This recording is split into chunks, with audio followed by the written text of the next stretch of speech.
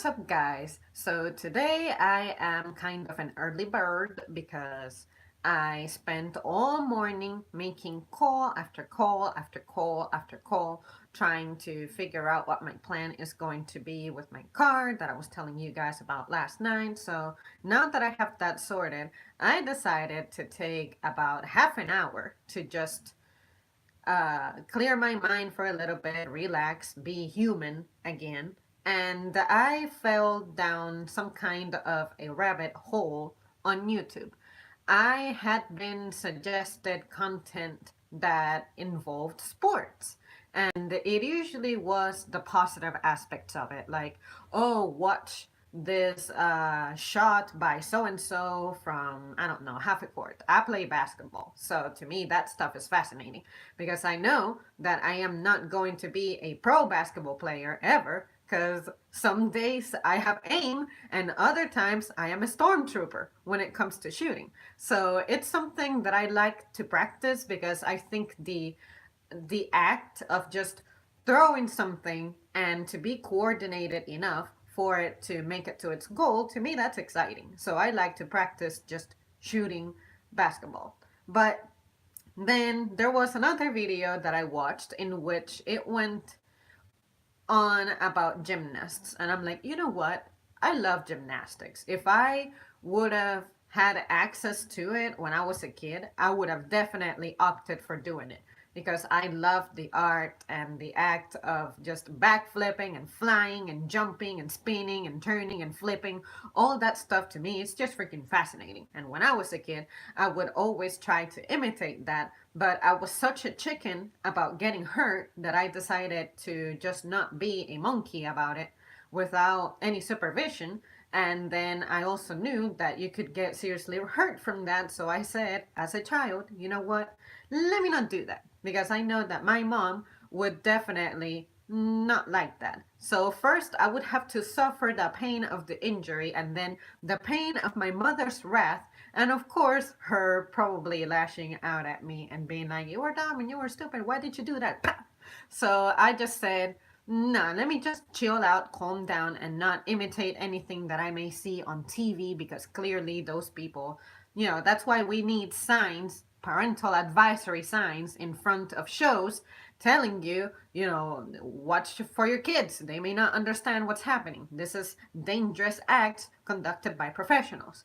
So, anyways, so now the point that I am going to make today, or better yet, I'm going to just ask something, and that is any story about athletes that have ended up in tragedy. Say boxers who end up with, like, I don't know, fucking brain damage or something. And then there are numerous gymnasts who have ended up paralyzed from like the chest down or the neck down, like they broke their necks, so they ended up disabled.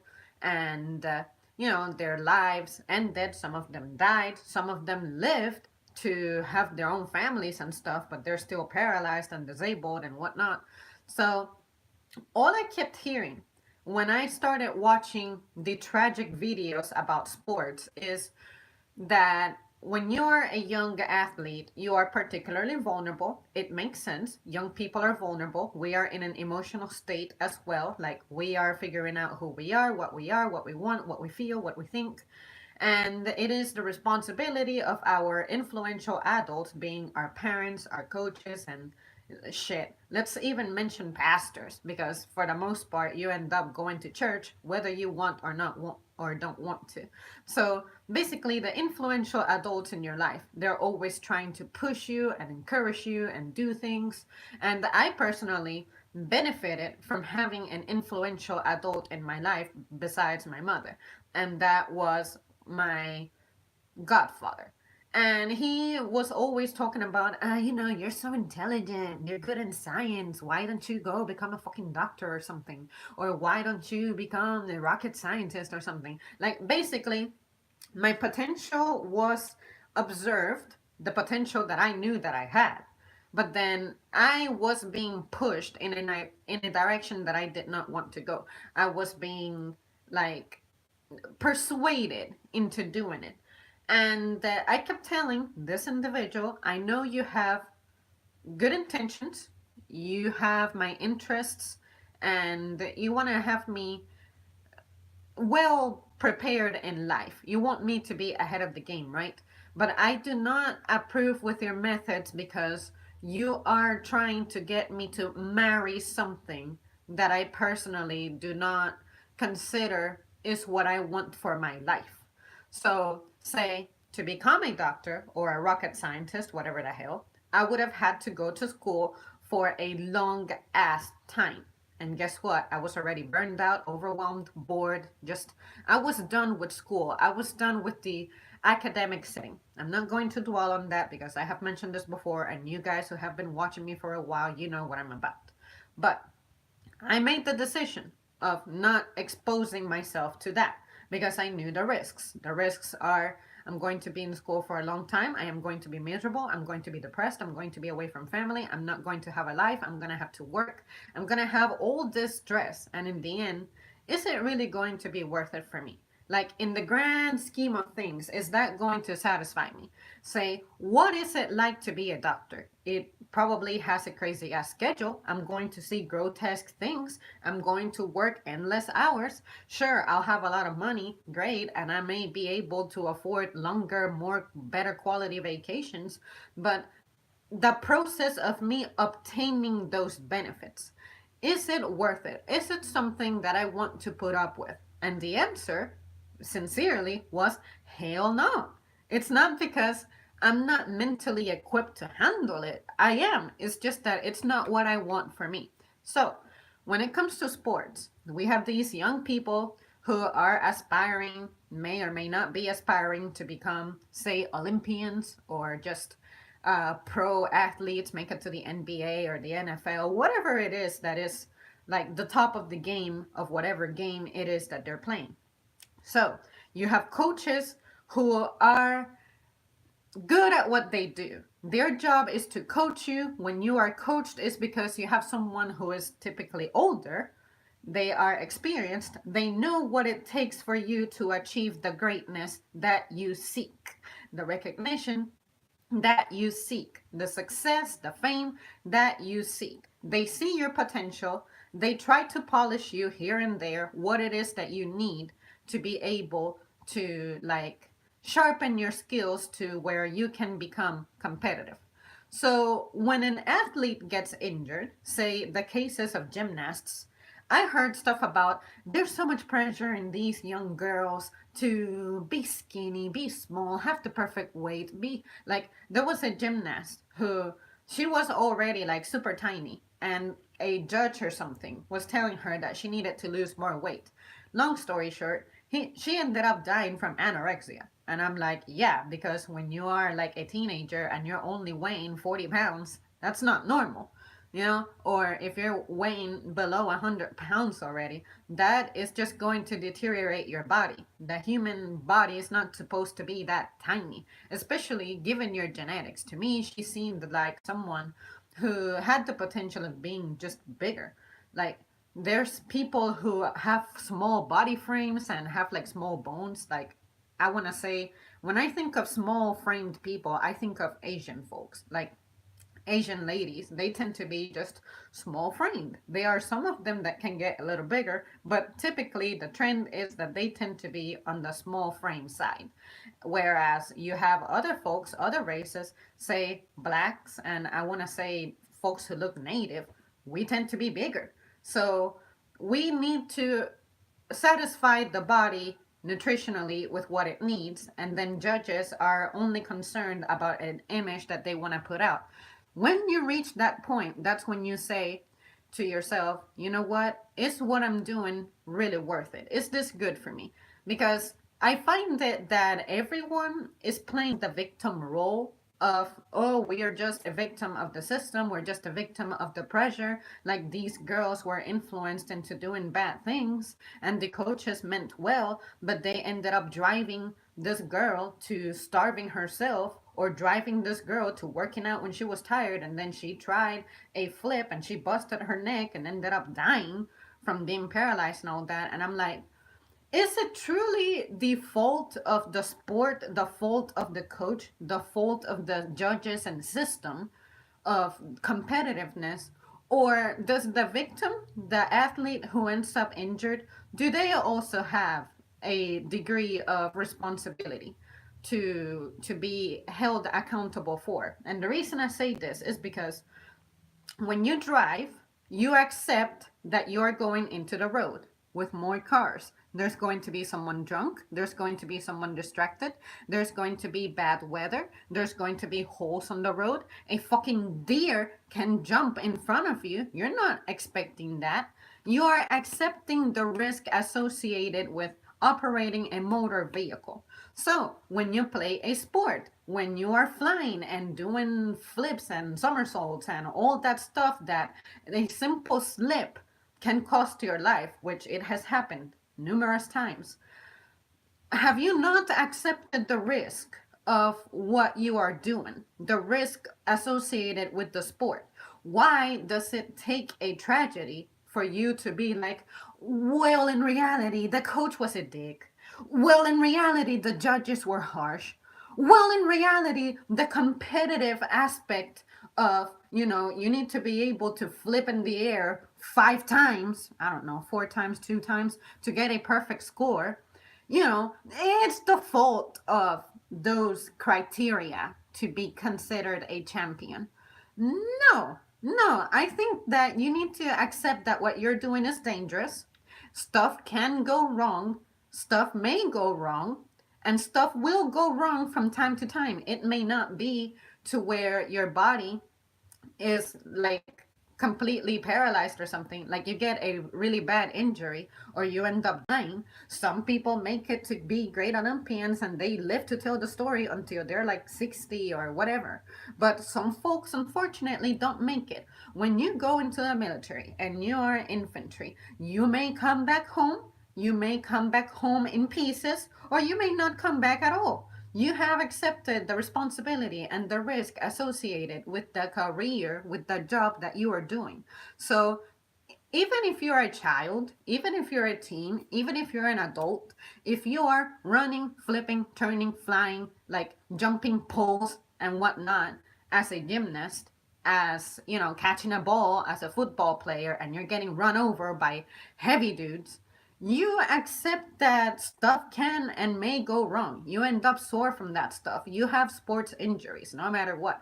I only work out and I go to the gym and I end up with sore muscles. That's easy recovery. That's nothing severe. But even when I exercise, I accept the fact that if I'm on the treadmill and I run and I slip and fall, a lot of stuff can go wrong after I slip and fall. Like, I always have like this image in my mind of something that could be in Final Destination, which is you slip from the treadmill and then your fucking face is still being grinded by the moving belt because you're deciding to not use the little emergency clip that if you fall, it pulls some part out of the machine to where the machine just stops. So I'm thinking there is so many horrible ways that you can end up injured on the treadmill. And there's even a sticker on that thing that says, operate it and obtain proper instruction prior to operating it. Operate it with responsibility because this thing is not a toy. This thing is not a game. This can get you hurt. So again, my question that I am going to ask is, how much responsibility is actually on the hands of the athlete when it comes to a professional or competitive level? And are the judges and all these people really that much terrible people? Are they really terrible people for knowing that in the past great athletes have showed up and the stuff that they had to do to their bodies enable, like, in order to achieve their physical performance? And are they really terrible people? Or once you accept that those are the risk factors, you cannot hold these people accountable for the psychological stress that you underwent, because this is the business that you lingered in. If you are a child or adolescent and you are expressing stress, I believe that your parents and guardians or whoever's in charge, they should be like, you know what, honey, I think you have done your flying and flipping and running and turning and all that stuff for quite some time. You had fun, you enjoyed it. How about if you let it go? How about if you just not do this anymore? Last time you broke your leg. What is the next thing that you gotta break before we gotta, I'm not saying make everyone quit because we need people and in other careers to not quit, to be mentally and physically strong so that we can keep enjoying society and the developments in technology and whatever that it takes from strong people. Like, I don't want to suggest that I am saying, well, once you are tired and once you get injured, that should be it. You should just pack up and go. Don't put your life at risk because then in society, nothing would get done. But when it comes to a sport, like a sport, it pretty much brings prestige to someone. Like, look at you physically, you can do all this and that, or you're great at hitting a ball with a racket, good for you.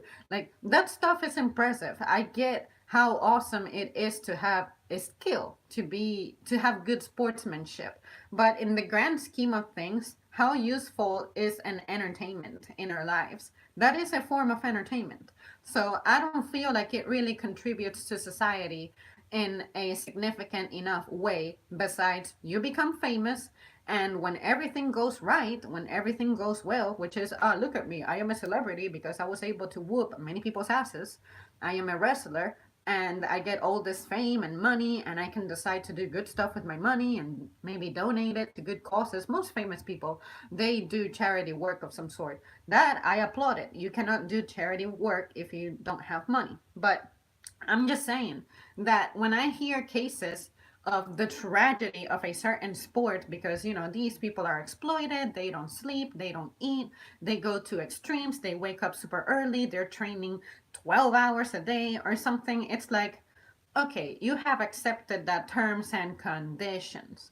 So when everything goes well, you enjoy that fame, don't you? You enjoy that money, don't you?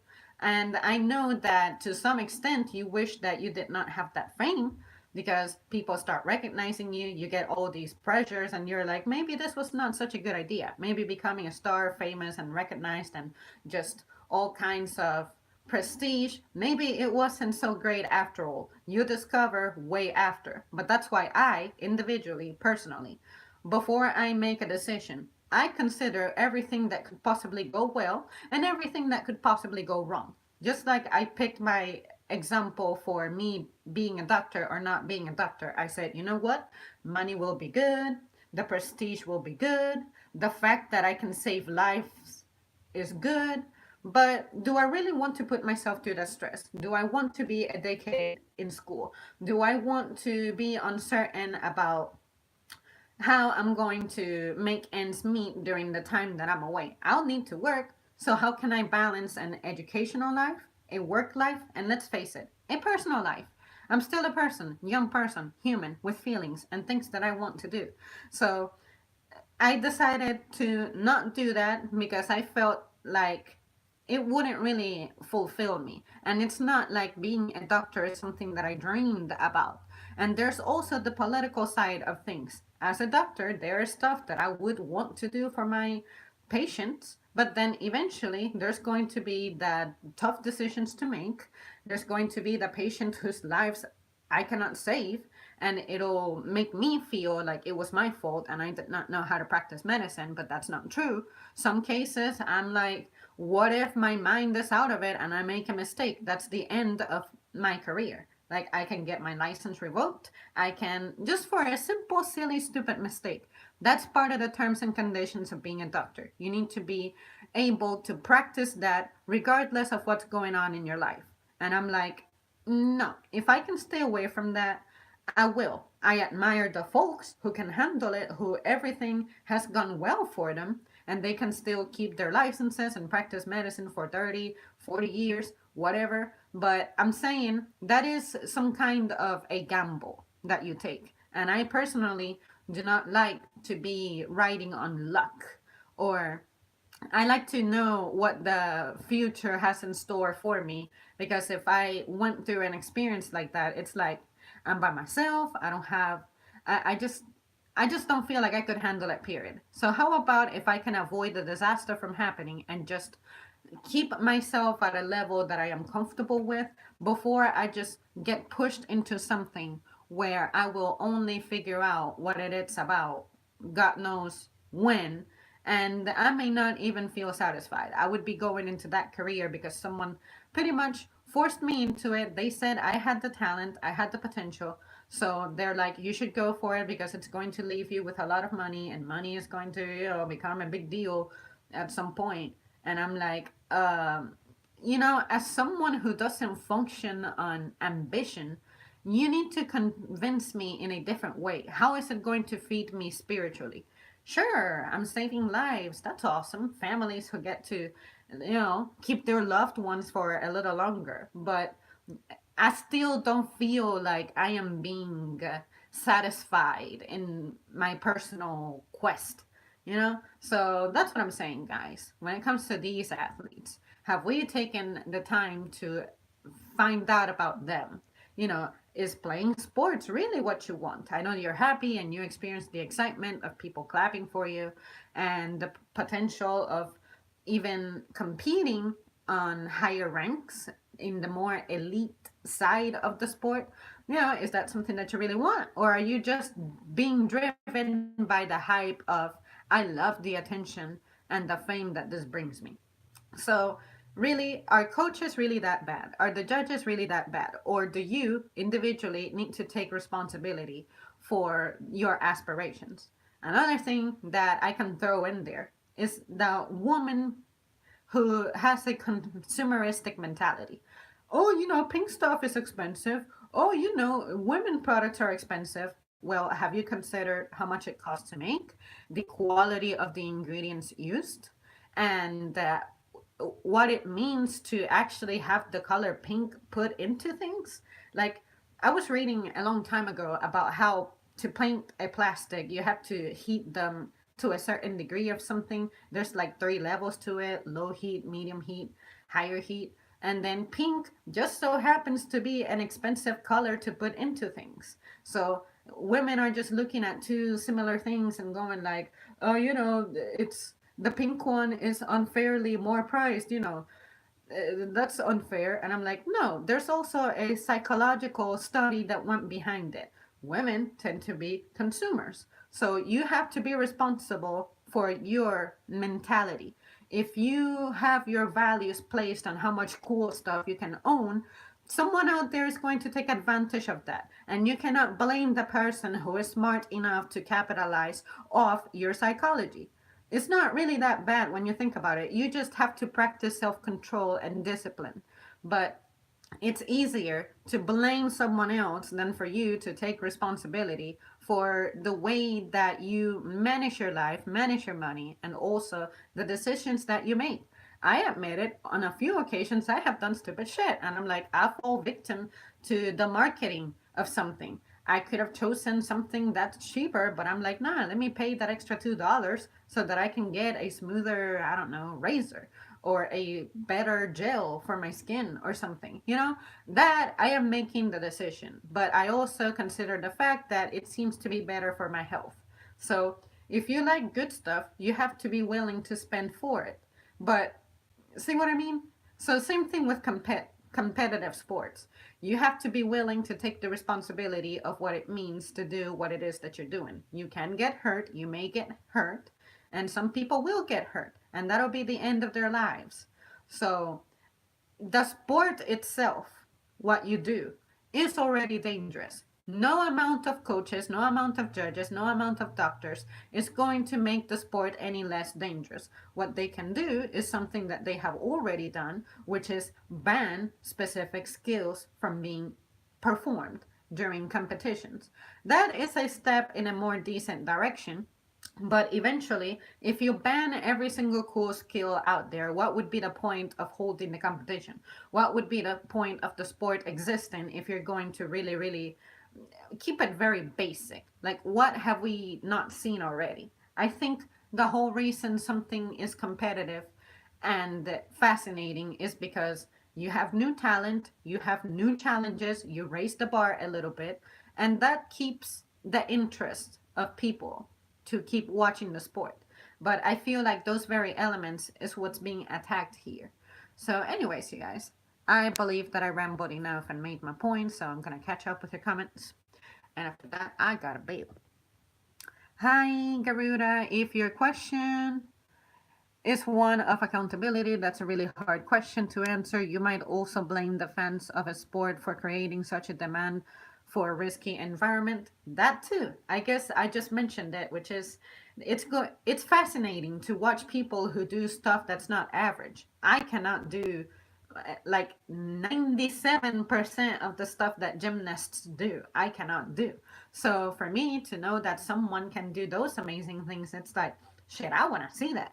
But at the same time, I guess we're all listening to the consumer because this is all about the business. This is a very consumeristic society. So, of course, if something has the potential to sell, it will get made. So, competitions, these sports, these events, they will continue to exist because they bring revenue. So, are we going to start blaming each and every single individual fan for demanding to see their favorite superstar? No, no, no, no. If I don't see my boy, what is it? Shoot, someone popular, George Saint Pierre, I'm not going to watch the UFC anymore. You know, like he's already gone, isn't he? So imagine if we all said, we gotta boycott the UFC because our boy is gone. Like, no, or every time that your favorite athlete gets hurt, are we being sued because they get hurt and they get beat the fuck out of them when they're on the ring? No, because that would be absurd. That is the whole point of the sport, to entertain us with the risks that it involves. When we watch NASCAR, if anybody watches NASCAR, because honestly, I've never seen NASCAR as appealing, but we are putting people in moving, fast pieces of metal that can explode at certain moments given specific maneuvers and specific sets of circumstances. Is the crowd being sued anytime an accident happens to where someone dies because we are fascinated with the sport and therefore we keep exposing these humans into putting themselves in these metallic pieces of high velocity, stuff that eventually catches on flames if they do something wrong? No, because that is absurd. That is the whole point of the sport. It is entertaining when everything goes right, it is exciting, but there is that risk factor, just like with fireworks. No matter how safe you try to be with fireworks, you can buy a defective one. You lose your hands, you lose your eyes, you lose your face, you lose your neck. So, see what I mean? We need to be able to look at something and recognize it as dangerous. When you drive, you're like, let me pay attention, let me be responsible, let me obey the law when I'm driving so that I can avoid disaster from happening. And even there's going to be some asshole who's not going to do what they're supposed to, and you have to pay the consequences or suffer the consequences. So we accepted driving is dangerous, but I still gotta do it because that's the way that my life is simplified. So we have accepted that anytime you sit on a vehicle, your life is at risk. Same thing with flying. Planes crash from time to time, but it doesn't happen all the time because pilots can get their jobs done, but it has happened, it can happen, and sometimes it's not even the pilot's fault. It may be a manufacturer defect. It may be that some metal has been worn down and it just falls out mid-flight and the pilot loses control of his instrument. Putting the correct inputs into the flying controls or the autopilot to recover his plane, it's just the plane was already sabotaged from functionality. So what I'm saying is that there's more than one cause to disaster and we are aware of it, but we still do the things that are dangerous, and when stuff goes right, we're all happy or not even thinking about it. Like every time I come back home safely from driving, I never think about the fact that I did something hella dangerous. But I'm just happy and excited that nothing bad happened. But when something bad happens, we do get upset. And then when you think about it, you're not going to drive. I make that decision every single day. That is dangerous. There are risks associated with that, just like there are risks with surgery. Some people end up feeling worse or they're unhappy with the results of surgery. And that's why they say No matter what kind of surgery you do, there's always a risk associated with it. You gotta take your chances. Even the most safest procedures have consequences from time to time. So, guess what? You made the decision. You are equally as accountable, just as accountable as the fool who might have been the one who's at fault for being a neglectful medic or whatever the case of a failed procedure may be. Or sometimes it is the equipment used to cut you open that was bad or contaminated. Stuff happens. We're humans, we make mistakes. So that's why I asked this question. When it comes to sports, is it really that different? Like, you're still accepting the risk factor. But when everything goes well, we're not thinking about it. We're just benefiting and reaping the stuff that it yields, right? But when stuff goes wrong, we want to find someone to blame. We want to be compensated for it. And I'm like, are you really deserving of that? Now, there are cases in which it's very blatant and obvious that, say, a coach might have been abusive. In that case, you do hold them accountable. But in every single case, a coach is just doing his job or her job of, I know that emotionally and mentally to push your body, it's tough. And physically, you will feel all kinds of things. But this is what makes you stronger. This is what makes you better fit. Like sometimes I go to work, I show up in pain and tired. I couldn't sleep the night before. I'm on my days. But do I quit and call out? No, because this is going to happen again. Just like my awesome manager once told me, stuff gets worse before it gets better.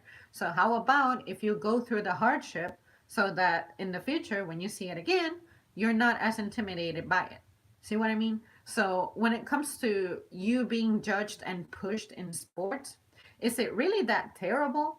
Or are you being encouraged to overcome obstacles so that you can become as competitive and like pro as you can? See what I mean? But anyway, I'm not really picking a side here because in reality, anything that has a risk, you should be neutral because it's not always going to be under your control. But anyways, the athletes are the ones at risk, but you could argue they made their choice. The officials are technically responsible for the athlete's safety to a point, but there's only so much they can do. Exactly, because everything, the whole act of the sports themselves, they have risks. They are dangerous already. It's not that a sport was created to be dangerous. It's just that the elements that make it exciting, that show itself, is dangerous. The training regimens are brutal. Wouldn't wish that on my worst enemy. If there is one way to kill your love for something, I would say it's that. I disagree. Some people like female Muay Thai fighters choose the training and go hard, even to the point where they would destroy most men. The fact that those people exist is the reason the training regimens are so brutal. Gotta stay competitive. You have to be doing as much as the best in the world. Exactly. So, coaches and judges usually raise the bar when they encounter someone who has impressed them, someone who has surpassed the standards that they had already implemented. So, when something goes wrong, I feel like we may upset some people or disappoint some people to where the bar either gets placed lower or some stuff gets taken out to make room for the folks who are not being held to as much of a challenging standard.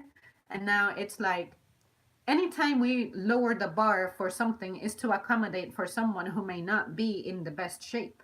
Like, let's put something crazy out there. Modern society, we tend to have really bad diets. We tend to not exercise as much because stuff gets brought to us. We don't have to get up early in the morning to go to the field and pick stuff up. Doing that stuff, that kind of morning routine, that used to keep you in shape. Doing your yard work kept you in shape. Having your farm kept you in shape. Being like living close to the mountains where you have to hike and climb and stuff used to keep you in shape. Like the human physical potential was achieved pretty much roaming out freely in the wild. Now, someone decided to take our abilities and be like, you know what? If you follow certain rules of motion, certain momentums, if you stretch a certain way, if you train a certain way, your body takes a certain shape and you're able to do specific things. You ever see a football player and a wrestler, they tend to be big guys. You ever see a swimmer, they tend to have like this slender consistency. You ever see like the people who ride bikes, they tend to be, they have a specific shape that makes them aerodynamical for going down hills or going up hills and stuff. So it's like a lot of science and studying has gone into these things to make the sport competitive, to make it interesting, to make it what is it? Something that you can capitalize off. It has fascinated masses. It has fascinated crowds. That's why it's a business. That's why it exists. So, is it really the fault of the judges, or is it the fault of the human nature of being intrigued by stuff that's just awesome? Stuff that looks cool, or stuff that you yourself may be someone who plays a sport and you're like, I like to see people who are better than me, to see how it is that I can improve and to motivate myself to improve. The only way you get motivated to do something in a case like that, I would imagine, is to see someone who's already better than you at it.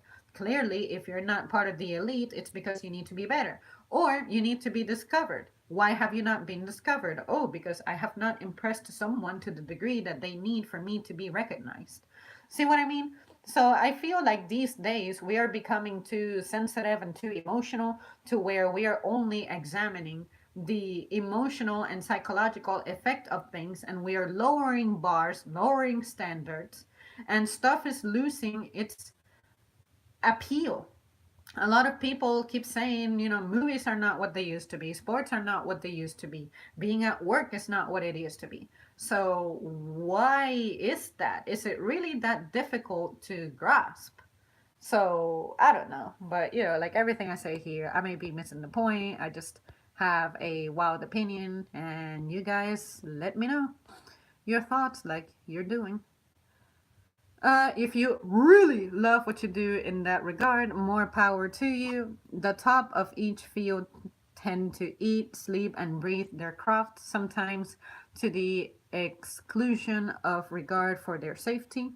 Just look up hot female Muay Thai fighters pretend she cannot fight. They sandwich makers asked for training and would slap the daylights out of men. Boner warning, by the way.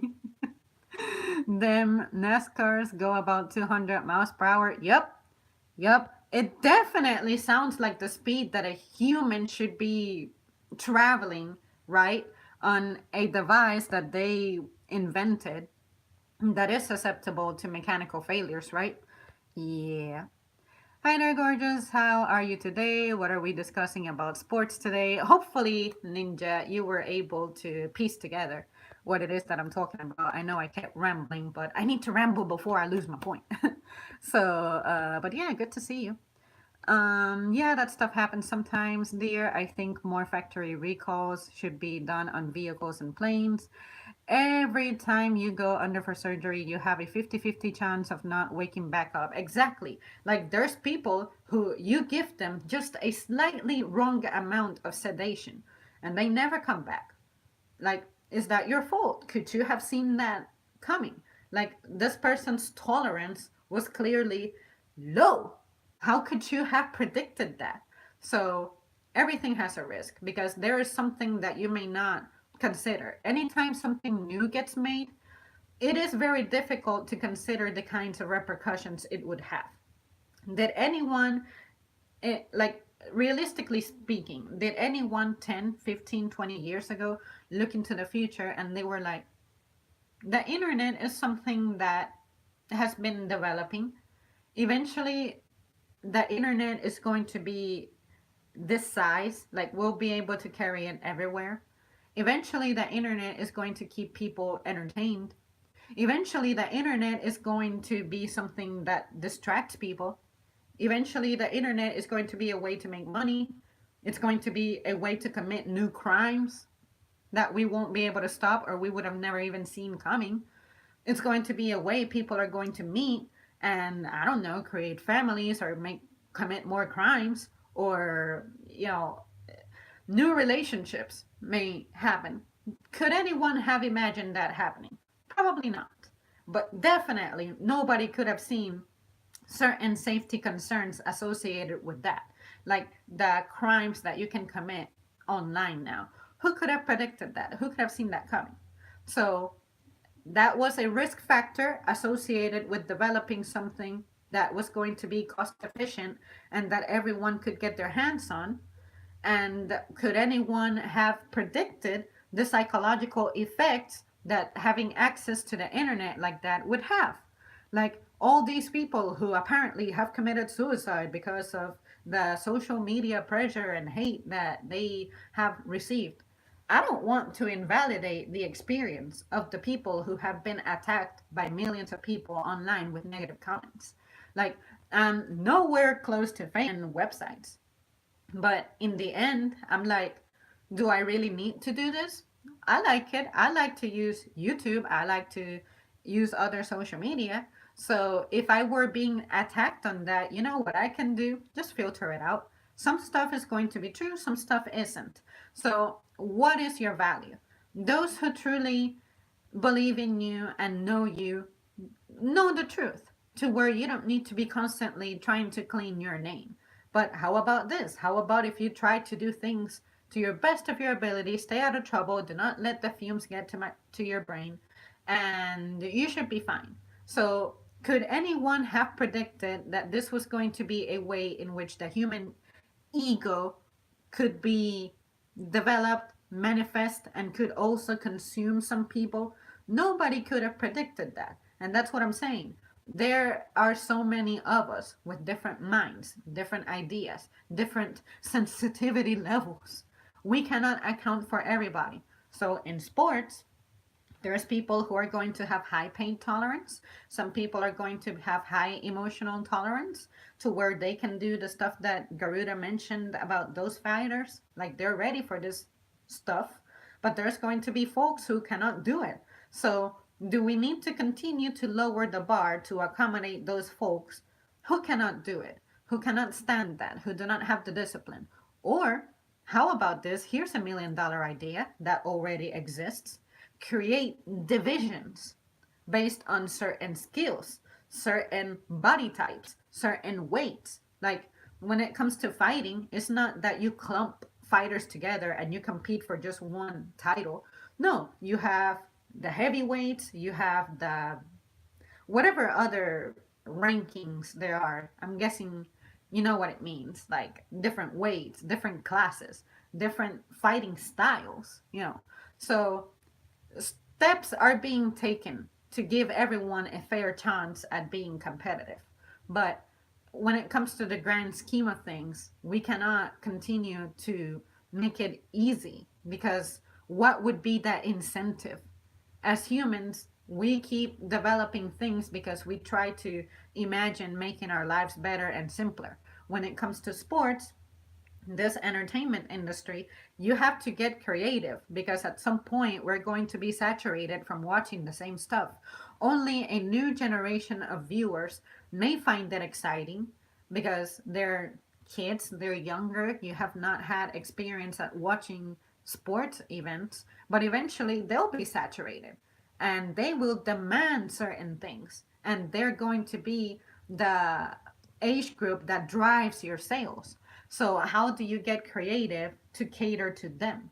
So, there is more than meets the eye, and I feel like when it comes to these things about how business works and how the products that we enjoy get to us, we don't think about the cost. We don't think about the development. We don't think about the time and organization and management and promo that needs to be in place for that stuff to get to our hands.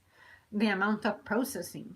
So I'm like, maybe if we thought about that more, the world may be a bit of a better place because we would understand just how things happen. We just wake up and we're used to seeing stuff being done, but we're not used to seeing what goes on in the background for us to obtain that stuff. But anyways, that's just another rambling. It doesn't really add to the point, but you get what I'm saying, hopefully. Um, where am I at?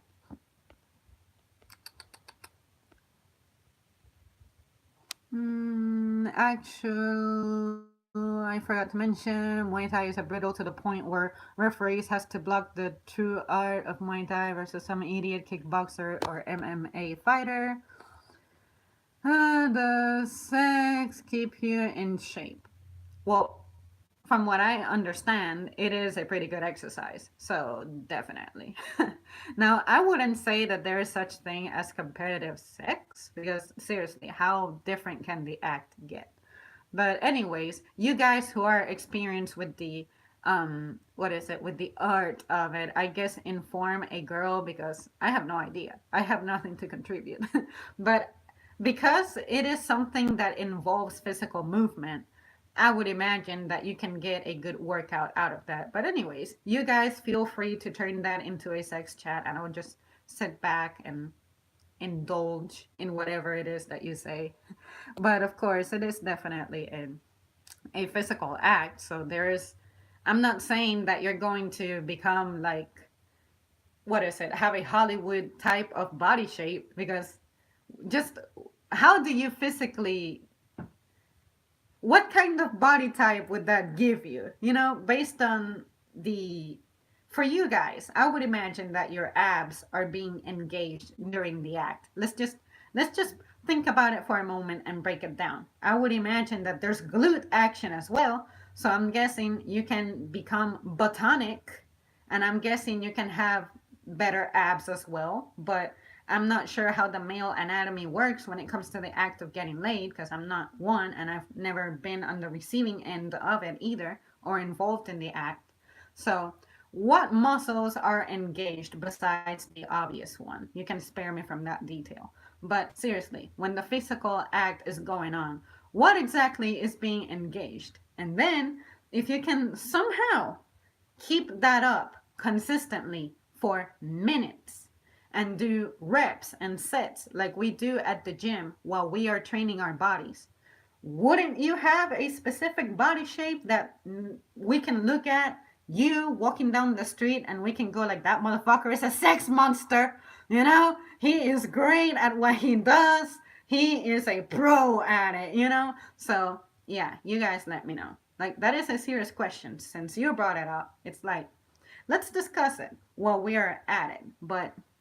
But yeah, to look at someone and being able to tell what kind of sport they play and know that it is that they're just great in bed, that's kind of like weird because it's a personal detail.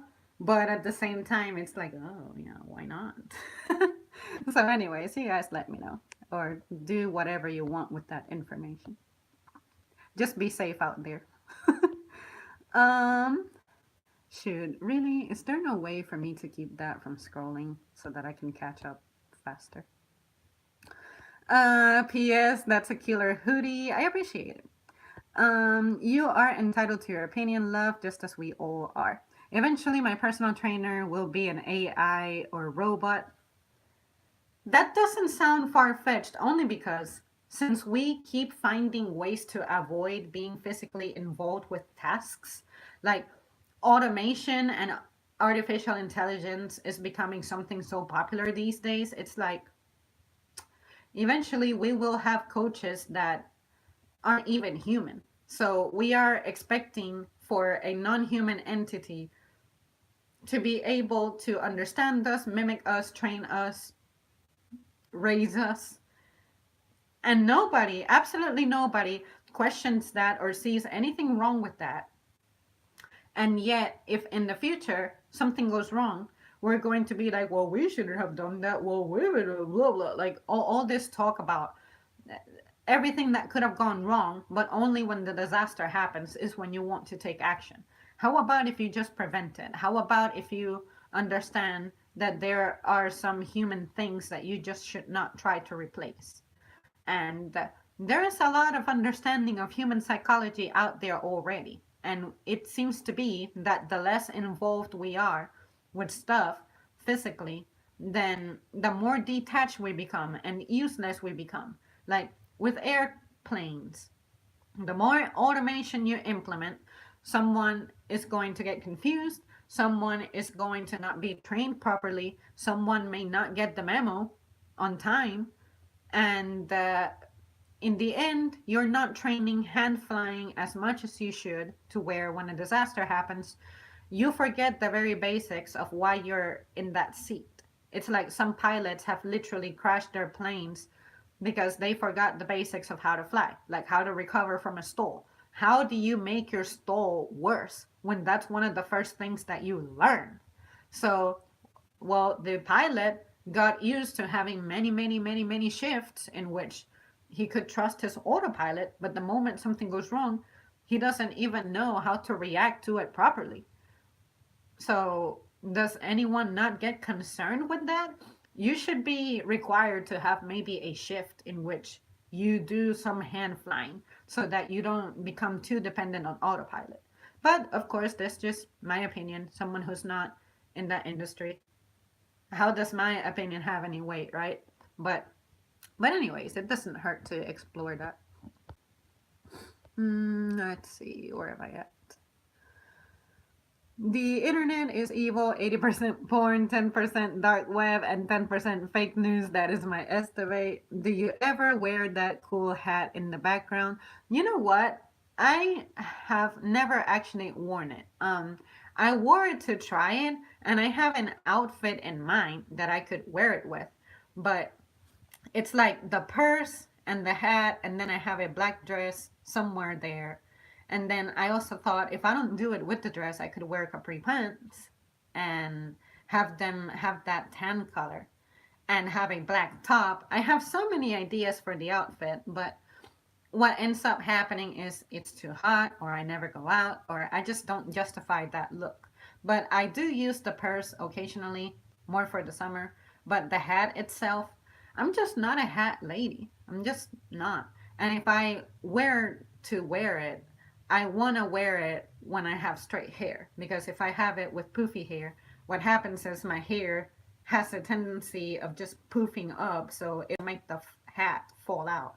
And I could braid my hair, but the style that I have in mind requires for hair to be loose. So it's just a combination of laziness with weather, discouragement, and just not being in the mood. Because I also would like to wear sandals for that, but the only sandals that I have kind of a heel to it, and your girl does not wear heels, so I would need to make sure that I need to only take maybe 10 steps to where I'm going. But what's the point of getting dolled up if I'm going to be uncomfortable? See what I mean? I never ever exchange good looks for like the pleasure of good looks. I do not sacrifice my comfort for. So comfort comes first and then good looks. If comfort is not met, forget the good looks. So yeah, that's pretty much it. Rambling about my what is it? Um fashion decisions. But eventually I may wear it and do a video with it, but don't look forward to it in the immediate future. Yeah, and usually I used to not film with this background. This is just me doing a lot of moving and shifting around in my room, a lot of cleaning that I've been doing for the last couple of months. So whenever it gets done, hopefully I can have my old background back because I miss it. I miss all my pictures behind me. Okay, let's see, where am I at? The government watches you rap on your computer. Just put something over your webcam or cell phone camera. The government can see what you vap to, but not see you vapping if you cover the camera. Heavyweight, welterweight, lightweight. Yeah, that welterweight. I was gonna say alterweight, and I'm like, no, it's not alterweight. It's, and yeah. Thanks for the lifesaver. Minutes later. Featherweight. Yep, yep.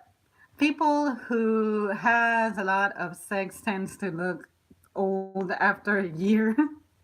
I got gray hair after having too much sex. A man in shape does not mean he's good at sex. It has to be based on the pipe game. You know what? On the note of gray hair sprouting from having too much sex, could it be that maybe you had a lot of it during the course of your life and you began to age, and with age come the great hairs? Or are you trying to actively point the finger at the act, somehow triggering for the death of your, like, what is it called? The little things in your hair, follicles that like have the pigment for your hair to have color. Anyway, that little gland. Are you trying to say that sex killed that little pigment producing gland on your hair to where you started looking old? Or are your genes just predisposed to failing on you at an accelerated rate, but you just don't want to put it like that, you know? So, you know, Zam likes to think about this stuff, so pick your answer. There is a right answer that I expect from you. Hopefully that made sense. Uh, um, a man in shape does not. Okay, man does most of the work in sex or workout. You use every muscle and heart rate is elevated. Yeah, definitely. I imagine that the heart rate is elevated because when you are aroused, your heart rate accelerates. Period. So I guess both men and women would benefit from it, but when it comes to the exercise itself, I would imagine that depending on which like act pose that everyone talks about you engage in, then that's what's going to impact who gets more calories burned because there's stuff that the woman can do. So in that case, she would be the one burning the calories. And I guess, is there a way that maybe both can mutually be burning calories at the same rate? But I feel like you need to be taking turns on that. It's like you be the giver and there's the receiver, and then the roles flip again. Because I don't know, it would get awkward. I would imagine that if you try to both be givers at the same time, how do you even synchronize that? See what I mean? But anyway, uh, it is also important to remember that most women lay in bed is a sack of potatoes. So if a man can turn a sack of potatoes into French fries, then we have pipe game. Oh my god, that is hilarious. Yeah, that is hilarious. I never even considered that. It's like, okay, yeah, you do end up, even if you're in shape, even if you're a small woman, you end up looking like a sack of potatoes because everything is just like, when you lay down and sit down, everything in your body just kind of like, whoop, like it's resting. Whereas when you stand, there are certain muscles that are engaged, so you look like more stiff or something. But if you're constantly sitting down, it's like your belly gets bigger, and when you lay back, it's like everything about you just looks bigger, like more massive, like bleh. Everything relaxes, and when stuff relaxes, it just flows wherever it wants to. Yeah, that's crazy. That's crazy. True, women got it so easy during sex. I have to completely go deep while she runs. I once had sex for 14 hours once. It gave me gray hair. I don't sleep around that much. Interesting. I never even knew that it was physically possible for that to be a thing, but now I'm interested. Someone do a Google search for me and search for the world record on the longest time spent on active sex. I'm talking about there was action going on every single second. You did not eat, you did not take breaks. Like that stuff, I would imagine down there, that's got to get dry at some point. So it's like there were no lubrication pauses. There was no just the world record on that. This probably took place during the filming of a porn scene because I cannot imagine the average person going like, let me get someone who's qualified for the world record just to observe me plow my girl or observe me, ride my man so that we can establish how long we can last and if we can break a record. So, how's that Google search coming along? That was not a rhetorical question. I want to hear some results. But yeah, seriously. I guess when it comes to that as a physical act, it doesn't really focus on anything in particular for it to be considered a physical act that you can rely on to maintain your shape. See what I mean? It's like when you go to the gym, you know that if you lift, you're going to make your arms like fortified, bigger, stronger, reliably. You'll be able to increase your weight. Because on that note, let's get a little crazy for a second. Doesn't matter what shape the human that you are plowing, doesn't matter what her shape is for you to get a better workout. Because if you're the one who's on the giving end, it's like, why does it matter? Why would it matter? It's not like you need to really lift her. I would imagine that you would not try to lift a 300-pound lady to like do the act in a different position. See what I mean? So you guys inform me. What do you think? Or is that me starting to think a little starting to get out of control? I don't know. You guys take over. The floor is open. Well, guys, I have been rambling for an hour now. I guess I made my point. I made it across. You guys had your input, and I appreciate it because it helped me consider certain things. And yeah, again, I don't want it to sound like I am trying to blame the victim, like victims of sports accidents. It's like, no, it's lamentable when stuff goes wrong, stuff happens. When a plane crashes, it's lamentable. There was a risk, stuff happens, car crashes. So I just wanted to ask that question of how much blame can you actually put on someone when the thing that they are actually performing is dangerous on its own. So, but anyways. Garuda says, I am looking, not sure about the longest sex duration, but I think a girl took 500 cream pies in one porn movie. Like, it is actually possible for someone to hold that much juice inside of them. Well, guys, that'll be your home of any of my videos. Leave me with your Google search, and I would like to say that I am going to Google search that, but experience tells me that every time you type something on Google, that kind of content shows up, and I would not like to contaminate my feed with that kind of content. So that's why I'm going to make you guys responsible for that. True, I think it was Debbie Dust Dallas. It took like 24 hours. I know that the longest kiss was like 36 hours or something. I'm like, can you even do that? Like, how much water do you need to drink before that? But then, how much do you have to keep your bladder suffering for to not go to the bathroom while you're still glued orally through lips and stuff to that person? The exchange of bacteria. But anyways, all right.